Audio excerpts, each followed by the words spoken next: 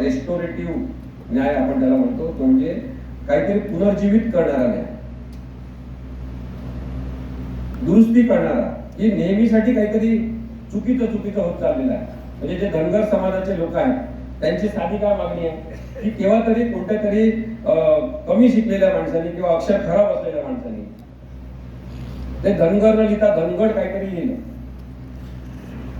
सुरू नवी प्रक्रिया आहे. नाही तुम्ही धनगर आहे, तुम्ही धनगड आहे, तुम्हाला नाही. आंदोलन सुरूच आहेत किती वर्षापासून. याच्यामध्ये आपल्याला काहीतरी दुरुस्ती करणारा निर्णय आला पाहिजे, तर अन्यायग्रस्त लोकांचं काम सुद्धा सोपं होईल आणि सरकारचं शासन करण्याचं काम सुद्धा सोपं होईल, हे आपण समजून घेतो. त्यानंतर रिट्रिब्युटिव्ह जस्टिस असतो, तो म्हणजे प्रतिशोधात्मक बदला घेतल्यावर होणारा न्याय. की एकाने इतका गंभीर गुन्हा केलेला आहे की त्या माणसाला जगण्याचाच हक्क नाही, त्यामुळे त्यांनी समाजात राहूच नये, त्यांनी कारागृहात राहिलं पाहिजे, जन्मठेपेची शिक्षा किंवा फाशीची शिक्षा मिळाली पाहिजे, अशा स्वरूपाची मागणी केली जाते. तो प्रतिशोधात्मक असा न्याय की जरी त्या माणसाला इजा करून असेल पण त्याला लक्षात आलं पाहिजे की त्यांनी जेवढ्या लोकांचं नुकसान केलं ते अमानुष आहे आणि ते करण्याचा त्याला हक्क नव्हता. आणि शेवटचा एक मुद्दा आहे, तो म्हणजे सामाजिक न्याय. हा अत्यंत महत्वाचा न्यायाचा प्रकार आहे, जो साधारणतः भारतीय न्यायालयांमध्ये अजूनही व्यवस्थित प्रकारे समजून घेण्यात आलेला नाही. जे दिवाणी कायदे चालवतात, दिवाणी कायद्यांच्या केसेस चालवतात, त्यांना असं वाटतं की जमिनीच्या वादाचंच प्रकरण आहे. मी कितीतरी वकिलांना सांगतो, अरे त्याच्यामध्ये सुद्धा मानवी हक्कांचं उल्लंघन आहे, त्याच्यामध्ये सुद्धा सामाजिक न्यायाचा मुद्दा आहे, एखादे 2 पॅरेग्राफ लिहायला काय हरकत आहे. आपण सगळ्यांनी आपली भाषा बदलली, मांडणी करण्याची प्रक्रिया बदलली, तर हळूहळू आपण प्रस्थापित करू ना काहीतरी की याच्यामध्ये सुद्धा सामाजिक न्यायाचा मुद्दा आहे. जमिनीच्या प्रकरणामध्ये हे लक्षात घेतलं जातं. कायद्याचं राज्य असलं पाहिजे, लोकशाहीतील सर्व यंत्रणा कायद्याच्या चौकटीत काम करणाऱ्या असल्या पाहिजे, ही सामाजिक न्यायाची महत्वाची संकल्पना आहे. आता याच्या बाबतीत एक आणखी गोष्ट आपल्याला सांगतो, अकबर बिरबलाची. बिरबल म्हणतो की महाराज तुम्ही खुश असले तेव्हा लोकांना काहीतरी बक्षीस द्यायला पाहिजे. तर अकबराला ते पटते आणि अकबर एक दिवस खूप खुश असतो तेव्हा तो सांगतो की आज मला जे भेटायला येतील त्यांना मी काहीतरी चांगलं बक्षीस देणार. आता बातमी लीक होते आणि सगळीकडे पसरते, त्यामुळे काही लोक मुद्दाम त्यांना भेटायला की आज नुसतं भेटलं तरी बक्षीस मिळणार. गेटवर येतात तर तो हा म्हणतो, वॉचमन त्यांचा जो असतो पाहायला, तो म्हणतो की आज तुला बक्षीस मिळणार, तुला जे काही मिळेल त्याच्यातलं मला 15% द्यायचं. मग आणखी आत्महत्या जातो, तिथे आणखी एक रखवालदार असतो, तो म्हणतो की तुला जे काही मिळणार त्यातलं मला 15% द्यायचं, आज महाराजांनी ठरवलं त्या बक्षीस द्यायचं. असं करत तो आतमध्ये जातो. 3 लोकांना तो भेटतो, त्यांना तो प्रॉमिस देतो की मी तुम्हाला देईन पण मला जाऊ द्या. मग अकबर बादशाह त्याला म्हणतो सांग काय पाहिजे तुला. तो म्हणतो महाराज मला 100 फटक्यांची शिक्षा द्या, तेच बक्षीस द्या. तो म्हणतो अरे हा विचित्र माणूस आहे, 100 फटक्यांचं बक्षीस असते का. आणि मग तो विचारतो खोदून की तुझं कारण सांग की तू 100 फटक्यांचं बक्षीस का मागतोय. तो म्हणतो महाराज 15 त्याला द्या, पहिला तो उभा आहे त्याला, दुसऱ्या गेटवर उभा आहे त्याला 15 द्या, अजून उभा आहे त्याला 15 द्या, बाकीचे मग. महाराजांच्या लक्षात येते की ह्या माणसांनी चतुर पद्धतीने आपल्याला सांगितलं की भ्रष्टाचार बोकाळलेला. आजकाल तर तुमच्या राज्यात भ्रष्टाचारामध्ये ते चालत नाही, कदाचित अनलॉफुल प्रिव्हेन्शन ऍक्टिव्हिटीचा कायदा लावतात. कायद्याचं राज्य असलं पाहिजे, पण काय द्यायचं राज्य नसलं पाहिजे.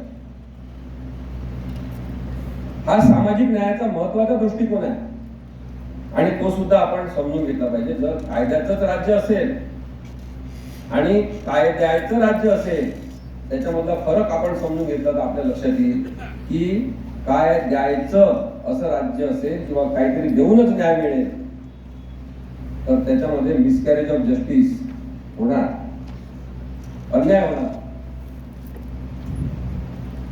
आता मिसकॅरेज ऑफ जस्टिस म्हणजे काय? मिसकॅरेज तुम्हाला सगळ्यांना माहिती आहे. मिसकॅरेज आपण गर्भपाताच्या संदर्भात वापरतो. न्याय गर्भ असताना, न्याय परिपक्व नसतानाच त्याच्यावर अशा प्रकारचे प्रहार केले जातात भ्रष्टाचाराचे की तो न्याय एकतर अपंगत्वासह जन्माला येतो किंवा तो न्याय जन्मच होऊ शकत नाही. अशी परिस्थिती जी मिसकॅरेज ऑफ जस्टिसची आहे ती अत्यंत विदारक सध्या भारतामध्ये झालेली आहे. आणि हे नक्की आपल्याला समजून घ्यायला पाहिजे. आपलं जर यंत्रणांवर प्रेम असेल, व्यवस्थांवर प्रेम असेल, लोकशाहीवर प्रेम असेल, संविधानावर प्रेम असेल, डॉक्टर आंबेडकरांवर प्रेम असेल, महात्मा फुलेंवर प्रेम असेल, हे समजून घ्यावंच लागेल की मिसकॅरेज ऑफ जस्टिस नको, ते होऊन चालणार नाही. नाहीतर हे नुसते आपण फोटो लावलेले आहे शिवशाहू फुले आंबेडकरांचे, सावित्रीबाईंचे, तेवढं चालणार नाही. आपल्याला लोकशाहीसाठी काम करावं लागेल. न्यायव्यवस्थेचं अपयश हे चोराला सोडून संन्यासाला शिक्षा देण्यामध्ये जास्त प्रभावीपणे काम करण्यातून वाढले. मगाशी सरांनी सांगितलं, मोठे सरांनी ते बोलत होते तेव्हा मी म्हटलं आता मी काय बोलू, कारण मी जे विषय बोलणार तो सगळे सरांनीच बोलले. म्हटलं पेपर फुटला की काय, आजकाल पेपर फुटीचं वातावरण आहे.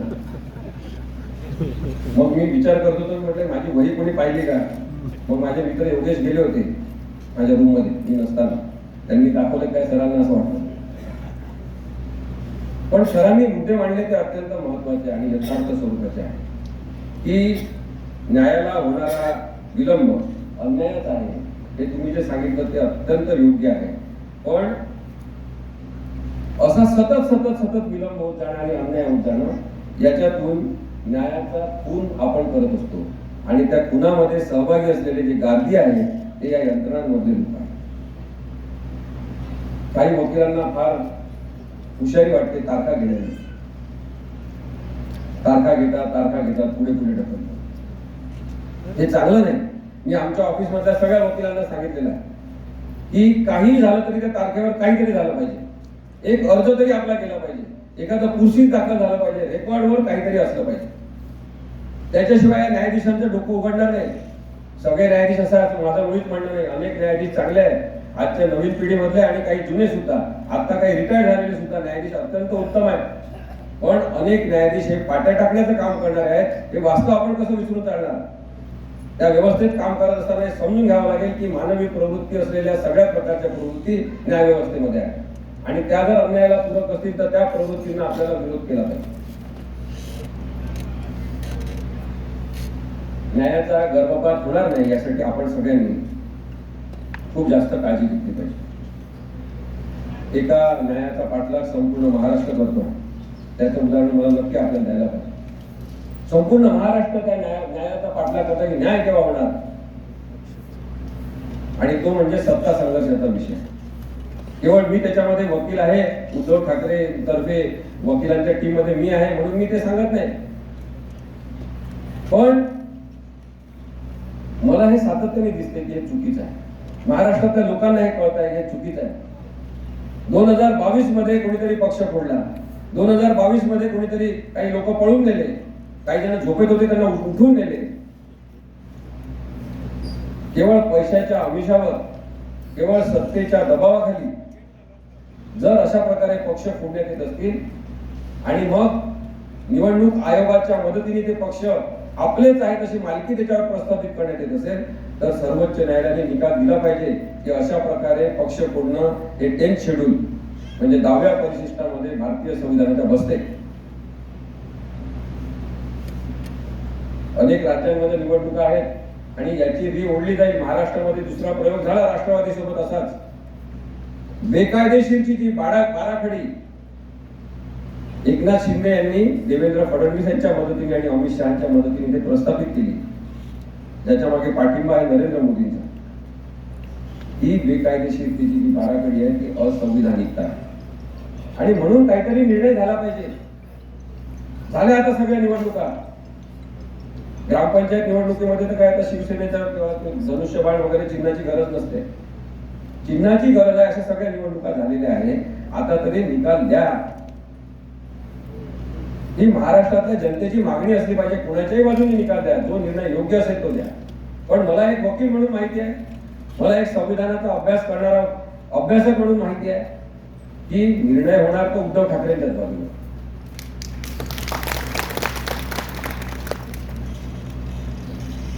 सत्ता संघर्षाच्या या केसमधला निकाल जो आहे तो आपण जर त्याच्यातला डिले सुद्धा समजून घेतला तर आपल्याला त्यात भरपूर राजकारण, म्हणजे आपण म्हणतो ना ठासून राजकारण भरलेलं आहे दिसेल. आणि मग हे राजकारण काही न्यायाधीशांना भ्रष्ट मार्गावर नेणारं सुद्धा आहे, हे सुद्धा आपल्या पुढे उघड होईल. न्यायाची संकल्पना ही अत्यंत क्रांतिकारी स्वरूपाची आहे. ती विकासाशी संबंधित आहे, क्रमाक्रमाने विकसित होण्याशी आहे आणि त्याचप्रमाणे ती उत्क्रांतीवादी स्वरूपाची आहे. जेव्हा हा निर्णय झाला आणि मला उद्धव साहेबांनी सांगितलं की तुम्ही या निर्णयाचं चुकीचा विश्लेषण करा आणि लोकांसमोर मांडा, मी ते मांडलं. तेव्हा मी एक उदाहरण दिलं, तेवढंच आपल्याला सांगतो. राहुल नार्वेकर यांनी जो निर्णय दिला सर्वोच्च न्यायालयाच्या निर्णयानंतर, तो अत्यंत असंविधानिक, चुकीचा, कायद्याच्या चौकटीत न बसणार आहे असं माझं स्पष्ट मत आहे. आणि ते म्हणणं माझं सामान्य माणसांपर्यंत सांगण्यासाठी म्हणून मी उदाहरण दिलं. तुम्ही आपल्याला सांगतो की दोन मित्र असतात, ते एकमेकांशी बोलतात, भेटतात. तर एक मित्र म्हणतो की माझ्या बकरीने अंड दिला आहे. तो म्हणतो असं कसं, बकरी कधी अंड देते का? तो म्हणतो नाही, माझ्या बकरीने अंड खरोखरच दिलाय, तुला वाटलं तर माझ्या घरी चल आणि बघ. तो म्हणतो चल तुझ्या घरी, दाखव मग बकरीने अंड कसं दिलं. तो त्याला घरी घेऊन जातो त्याच्या, आणि घरी गेल्यावर तो बघतो की त्यांनी त्याच्या कोंबडीचंच नाव बकरी ठेवलं. आणि मी हे सांगितलं की राहुल नार्वेकर यांनी अन्यायाचंच नाव न्याय ठेवलं.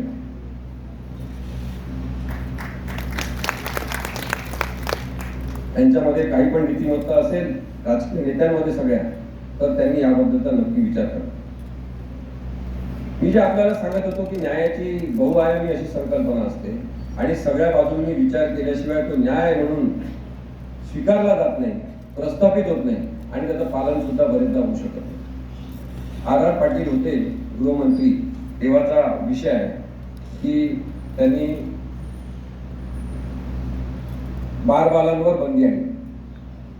बारमध्ये नाचून दारू सर्व करणे, त्या बारबाला ज्या असतात त्या चुकीच्या आहेत, त्या बंदी आणली पाहिजे त्यांच्या त्या प्रकारावर, त्यांचं शोषण आहे असं त्यांचं म्हणणं होतं. आर आर पाटील अत्यंत सज्जन, चांगले गृहस्थ होते. त्यांना वाटत होतं की समाजामध्ये काहीतरी परिवर्तन व्हावं. त्यांनी त्यांच्या त्या समजेनुसार ते केले. मग टीव्ही चॅनलवर तेव्हा खरोखरच्या चर्चा असायच्या, म्हणजे खरोखर एखादी विरुद्ध बाजू, त्यांची बाजू, यांची बाजू अशी मांडली दिली जायची. तशा लोकांना बोलवायचे त्यांचं म्हणणं मांडण्यासाठी. आता तसं काही वातावरण राहिलं नाही. तर तेव्हा मी त्या चॅनल्सवर जायचो. मग तेव्हा मी गेलो होतो एका चॅनलवर आणि मी मांडत होतो की हा अशा प्रकारचा बंदीचा विषय हा चुकीचा आहे. मग इंटरव्ह्यू व्हायचा, ते ऍडव्हर्टाईज दाखवायचे. तेव्हा आर आर पाटलांच्या पीएचा फोन आला. ते म्हणाले आबा तुमच्याशी बोलतात. म्हटलं बोलू. मग त्यांनी फोनवर ते मला म्हणाले की आमची पण काही बाजू मांडा, मी काही चुकीच्या कारणांसाठी बारबालांवर बंदी आणलेली नाही. मी म्हटलं तर कशी बाजू मांडणार. मी त्यांना ठीक आहे असं म्हटलं. आणि मग परत ब्रेक नंतर सुरू झाला चर्चेचा कार्यक्रम. तेव्हा मी सांगितलं की बाबा आर आर पाटलांची कोणीतरी त्यांचे जे सचिव असतील वेगवेगळे, ते दिशाभूल करत आहेत. अशा पद्धतीने बारबालांवर बंदी आणता येत नाही, त्यांना कोणीतरी सांगायला पाहिजे. असं थोडंसं मी चांगल्या पद्धतीने सांगण्याचा प्रयत्न. मला काही माझ्या मित्रांचे फोन आले. ते म्हणाले तू अनेकदा बोलतो ते आम्हाला काही पटत नाही, पण यावेळेस आम्ही तुझ्या बाजूने आहे, कारण का तू निदान बारबालांची बाजू मांडत आहे, आमच्यासाठी ते बरं आहे. आता बारबालांचा जो विषय आहे तो आपण समजून घेतला ना तर आपल्याला न्यायाची संकल्पना थोडी समजेल की बारबालांनी ते काम करू नये जे ते करत आहेत, त्याच्यामध्ये त्यांचं शोषण आहे असा सरकारचा उदात्त हेतू असेल तर तो बरोबर आहे. काही बालबालांचं शोषण होते, लैंगिक अत्याचार त्यांच्यावर होतात, लैंगिक छळ होतो, त्यांच्या शरीराचा वापर होतो. ते नाही झालं पाहिजे, ते थांबलं पाहिजे. पण मग अचानक तुम्ही जेव्हा बंदी आणता की तुम्ही बालबाला म्हणून आता काम करू शकत नाही, याच्यावर बंदी आणि हे बेकायदेशीर असं तुम्ही तेव्हा म्हणता, तेव्हा त्या कामामध्ये सहभागी असलेल्या त्या मुलींचं जीवन तुम्ही ठप्प करून टाकता, थांबवून टाकता. न्यायाचा विषय असा आहे न्यायाचा दृष्टिकोन असा आहे की तुम्हाला कशावर तरी बंदी आणायची असेल तर तुम्हाला त्यांना दुसरा एखादा जीवन जगण्याचा पर्याय उपलब्ध करून दिला पाहिजे, त्याचं व्यवस्थापन केलं पाहिजे आणि नंतर तुम्ही कायदा केला पाहिजे. बंदीतून केवळ प्रश्न सुटत नसतात, हे जगामधलं वास्तव आणि तेच मग आम्ही सांगण्याचा प्रयत्न केला. त्याच्यामध्ये बरेचसे मग वेगवेगळे प्रवाह होते की 5 स्टार मध्ये बारबालांना परवानगी आहे, साध्या साध्या हॉटेलमध्ये बारबालांना परवानगी नाही. हा सुद्धा डिस्क्रिमिनेशनचा मुद्दा समोर आला. आपले वकील मित्र सगळ्यांना माहिती आहे आर्टिकल 14-15. तुम्ही भेदभाव करू शकत नाही. कमी पैसे असलेल्या माणसाला तुम्ही म्हणणार नाही बारबालांचं तुम्ही काही ते हे काय शो पाहू शकणार नाही, पण 5 स्टार मध्ये तुम्ही जास्त पैसे खर्च करून गेले तिथे तुम्हाला चालेल. अशा पद्धतीने भेदभाव सुद्धा चालत नाही आणि म्हणून ती योजना बारगडली. त्यावेळेस काही संस्कृती रक्षक होते, त्यांनी फार चांगली शब्द योजना आणली की भारताला बारबाला पाहिजे का वीरबाला पाहिजे. आता याचं उत्तर कोणी पण सांगितलं वीरबालाच पाहिजे, पण काही लोकांचं जीवन असं का होते याचा विषय आपण लक्षात घेतला पाहिजे. काही मुलींना आणि स्त्रियांना असं शोषणयुक्त काम का करावं लागते याच्याबद्दलची जबाबदारी आपण घ्यायची नाही का. खलील जिब्रानचं एक फार प्रसिद्ध वाक्य आहे. त्यांनी सांगितलं होतं की एखाद्या झाडाचं पान सुकून खाली गळते तेव्हा त्या झाडाची मुकसंमती त्या गळण्याला असते. त्याच पद्धतीने आपण जेव्हा काही लोक अन्याय सहन करतात, काही लोक शोषण सहन करतात, तरी त्या वातावरणात राहतात, तेव्हा ती आपली सगळ्यांची सामूहिक समाज म्हणून चूक आहे. ज्यांना आपण कधी बारबाला म्हणतो, कधी वेश्या म्हणतो. हा विषय आपण न्याय म्हणून समजून घेतला पाहिजे आणि आपली जबाबदारी आहे आपण समजून घेतलं पाहिजे. न्यायाचा पाठलाग अजूनही वेश्यावस्तीतल्या स्त्रिया करत आहेत, ज्यांचं जीवन दररोजचं दैनंदिन जीवनामध्ये मानवी हक्कांचं उल्लंघन. मी पुण्याच्या बुधवारपेठमध्ये वेश्याव्यवसाय स्त्रियांसोबत काम केलं, नागपूरच्या गंगा जमुनामध्ये मी त्यांच्यासोबत काम केलं, मी परदेशामधल्या सुद्धा वेश्याव्यवसाय स्त्रियांच्या मोठ्या मोठ्या कॉन्फरन्सेसला गेलो आणि मला हे समजून आलं की त्या कोणत्या स्त्रियांना, देशातल्या नाही परदेशातल्या नाही, कुठल्याच स्त्रियांना आपल्या शरीराचा अशा प्रकारचा वापर होऊ द्यायचा नाही, आपल्या शरीराची विक्री करायची नाही. परंतु त्यांच्या समोर पर्याय नाही, कारण की त्यांचा समाज आणि आपला समाज असं आपण वर्गीकरण केलं आणि मग आपण त्यांना सांगतो आम्ही तुम्हाला पुनर्वसनाचे कार्यक्रम देऊ. सरकारतर्फे काय देतात? उदबत्त्या तयार करा, मेणबत्त्या तयार करा. कोण घेतात उदबत्त्या आणि मेणबत्त्या? उदबत्तीची जाहिरात करून फक्त अमिताभ बच्चनला फायदा होतो, कोणालाही काही फायदा होतो. आपण लक्षातच घेत नाही की आपण त्यांचा कौशल्य विकास हा जीवन जगण्यासाठीचा म्हणून करत नाही आणि आपण सांगतो की आम्ही तुमचं पुनर्वसन करणार आणि मग आपणच कायदा करतो की तुम्ही जे काय करता ते बेकायदेशीर, अनैतिक. आपण का ठरवतो की आपलं सगळं जीवन नैतिक आहे, त्यांचं सगळं अनैतिक आहे? हा सुद्धा न्यायाचा विचाराचा एक मुद्दा आहे. न्याय एक संरक्षण कवच आहे आणि उत्क्रांतीवादी ही जी संकल्पना आहे ती समजून घेतली डॉक्टर बाबासाहेब आंबेडकर यांनी. जेव्हा त्यांना प्रश्न विचारला की तुम्हाला भारतीय संविधानातलं सगळ्यात महत्वाचं कलम कोणतं होतं, त्यांनी सांगितलं आर्टिकल 32, आर्टिकल 226, ज्याच्यामध्ये एका सामान्यातल्या सामान्य माणसाला थेट न्याय मागण्यासाठी हायकोर्टात आणि सुप्रीम कोर्टात जाता येते. तो दाद मागण्याचा हक्क हा सगळ्यात महत्वाचा आहे असं डॉक्टर बाबासाहेब आंबेडकर. कारण की सगळे अधिकार दिले तुम्ही, सगळे हक्क दिले तुम्ही, जगण्याचं स्वातंत्र्य दिलं तुम्ही, परंतु त्याचं उल्लंघन होत असेल तर दाद कुठे मागायची एक जर ठेवलं नसेल तर हे संविधान निकामी आहे असं त्यांचं स्पष्ट मत होतं. त्यामुळे हा न्याय मागण्याचा हक्क किती महत्वाचा आहे हे आपण समजून घेतलं पाहिजे. ही न्यायाची कवच कुंडला ज्यांना मिळू शकत नाही त्यांच्या जीवनातलं दुःख मी पाहिलं. मी रस्त्यावरच्या भिकारी लोकांसोबत काम केलेलं आहे, भिक्षेकरी प्रतिबंधक कायद्याविरुद्ध मी काम केलं. आता मी म्हणतो म्हणजे मी काम केलेलं आहे म्हणून मी म्हणतो, माझं म्हणणं आहे की अनेक वकिलांनी ते केलं पाहिजे. जे शहरी गरीब असतात, शहरांमध्ये मोठ्या मोठ्या येतात आणि बेघर सारखं जीवन जगतात, फुटपाथवर झोपतात, त्यांच्या सुद्धा सोबत मी काम केलं. अपंगत्वासह जीवन जे जगतात त्यांच्या हक्कांसाठी मी काम केलं. मला कायदा हा त्यांच्या सोबत राहून समजत गेलेला आणि म्हणून मी आपल्याला सांगतो की ही सुरक्षा कुंडल न्यायाची संविधानाची ज्यांना मिळत नाही ना त्याचं दुःख त्या समाजाला जाऊन, त्या वर्गाला जाऊन तुम्ही विचार. एक न्यायासाठीचा पाठलाग महाराष्ट्रामध्ये सुरू आहे. तो करत आहेत आमदार रोहित दादा पवार. मोठा न्यायाचा पाठलाग आहे, कठीण आहे. त्यांनी प्रश्न उपस्थित केलेल्या अजितदादांच्या संशयास्पद मृत्यूबद्दल त्यांनी प्रश्न उपस्थित केलेला आहे की हा घात आहे का अपघात आहे, याची शहानिशा झाली पाहिजे. मग सगळीकडे FIR नोंदवण्यासाठी तक्रारी देण्याचा प्रयत्न केला, कोणीच घेतली नाही तक्रार. आणि मग त्या बँगलोर मधल्या हायग्राउंड पोलीस स्टेशननी तक्रार घेतली, झिरो FIR दाखल केला.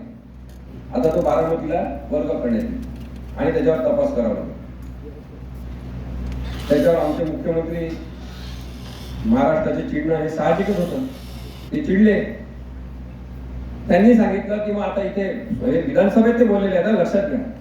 त्यांनी सांगितलं की जर उद्या विखे पाटील हे तिथल्या कर्नाटकच्या मुख्यमंत्र्याविरुद्ध इथे FIR दाखल करतील तर चालेल का तुम्हाला? तसं केलं तर काय, आमची महाराष्ट्राची अब्रू नुकसानी करण्यासाठी तुम्ही तिथे झिरो FIR दाखल करून घेतला, असं त्यांनी कर्नाटक सरकारवर आरोप केला. आपले मुख्यमंत्री एक वकील व्यक्ती आहे. विधानसभेमध्ये त्यांनी कायदेविषयक बोललं पाहिजे, कायद्याचं प्रबोधन होईल असं बोललं पाहिजे. नेहमीच आवेशाने विद्वेषाने बोलणं हे चांगलं नाही, हे त्यांना कोणीतरी सांगितलं. मी तरी आपल्यासमोर त्यांना सांगत आहे.